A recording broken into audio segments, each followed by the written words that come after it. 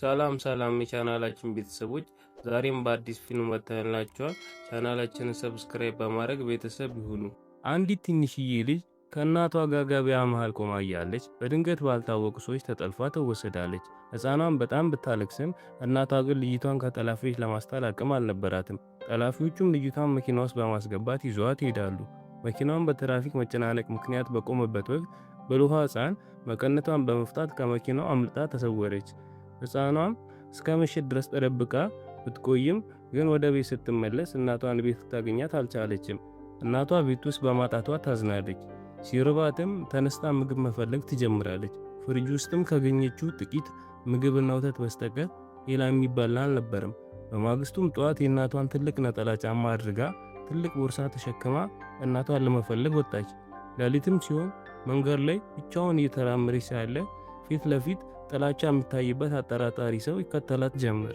ሕፃኗን በጣም ፈርታ ትንቀጠቀጥ የነበረ ቢሆንም ሰውየው ግን ይቀርባትና አንድ ቁራጭ ዳቦ አውጥቶ ይሰጣታል። ልጅቷም የሰውየው አኳኋን ደስ ስላላላት ወደ ቤት መሄድ አለብኝ በማለት ጥላው ትሄዳለች። ሰውየውም ወደፊትና ወደ ኋላ በማየት ልጅቷን ያንጠለጥላታል። ልጅቷን በድንጋጤ ትነክሰዋለች።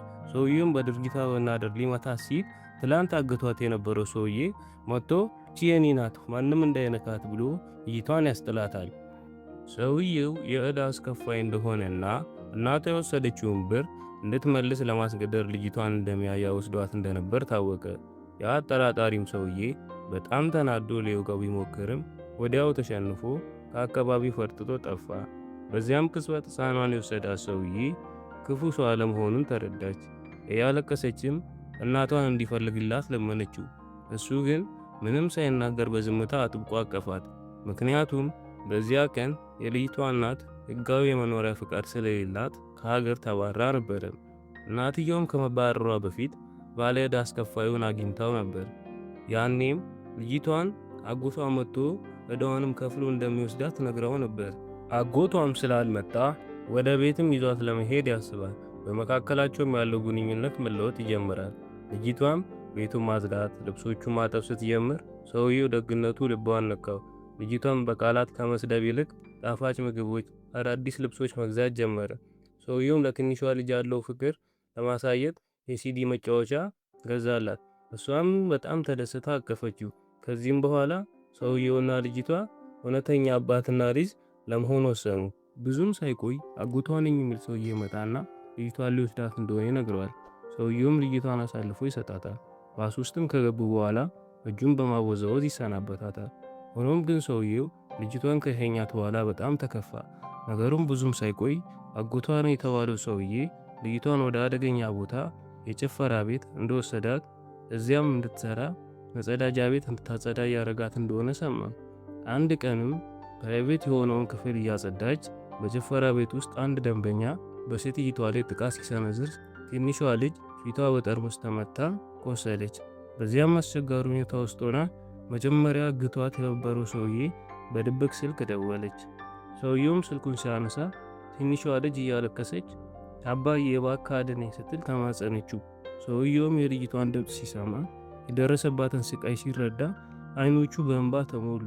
የት እንዳለች ይጠይቃትና ወዲያውኑ እሷን ለማዳን በቁጣ ተነስቶ ጉዞውን ጀመረ።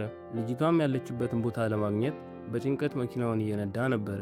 በመጨረሻም ማንን አስከፊ የጭፈራ ቤት አገኘው። ሰውየውም ወደ ውስጥ ሲገባ ትንሿ ልጅ ፊቷ ተጎድቶ ደም ፈሷት ሲያይ እንዴቱን መቆጣጠር አልቻለም። ከዚያም በንዴት መስታወት ይመታና እጁን ይጎዳል። ያንን ጨካኝ አጎቴን ባይ ተብዬ መፈለግ ይጀምራል። በዚህም መሃል አሰሪዋን ያገኛትና ጉሮሯን በማነቅ ያንጠለጥላታል። ትንሿንም ልጅ አቅፎ ከዛ ሲወል ጭፈራ ቤት ውስጥ ያስወጣታል። መኪና ውስጥም እያሉ ሰውዬ ቆሰለ ፊቷን እያየ አይኑ በእንባ ይሞላል። ልጅቷም ግን እንዲህ ባለ ስቃይ ውስጥ ሆና እንኳን አባዬ አትቆጣ አትዘን በሚል አይነት ስሜት ታየው ነበር። ሰውየውም ከዚህ በኋላ ትንሿ ልጅ ለማንም አሳልፎ ላለመስጠት ወሰነ። ይልቁንም የራሱ ንብረት መኪናውን በመሸጥ ለልጅቷ የሚያስፈልጋትን ሁሉ ለማሟላት ተነሳ። ወደ ትምህርት ቤትም እንድትገባ አደረገ። ሰውየውም ለትንሿ ልጅ መምህርና በሚመለከታቸው አካላት እሱ እውነተኛ አባቷ እንደሆነ ማንኛውንም ኃላፊነት እንደሚወስድ በኩራት ነገራቸው። የልጅቷ ፊት ላይ ፈገግታ ተመለሰ። ጠንክራም በማጥናቷ በትምህርቷ አሪፍ ውጤት አመጣች።